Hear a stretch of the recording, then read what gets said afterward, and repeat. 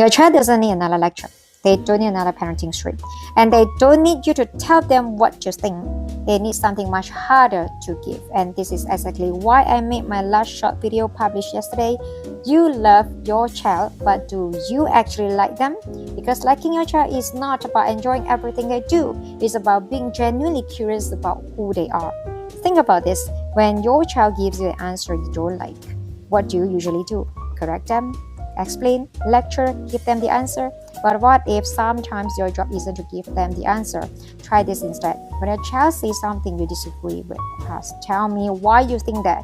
Then don't interrupt, don't correct, just listen. Now ask, what makes you think that's true? And then, is there another way to look at it? Do you see what just happened? You didn't teach your child the answer. You created an opportunity for a child to think. There's a very different kind of parenting. Don't give the answer, develop the thinker.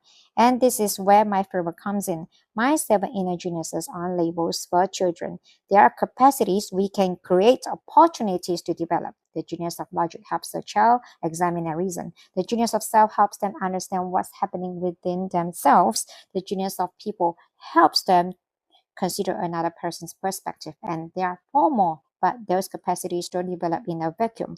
The environment matters. That's why I look at 4 major areas of toxins: digital, relational, educational, and internal. Because before we ask what isn't my child thinking, we also need to ask what is happening around my child that may be getting in the way.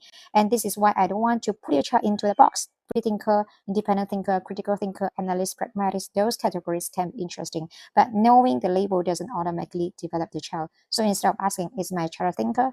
Ask, can my child question? Can my child reflect? Can my child reason? Can my child see another perspective?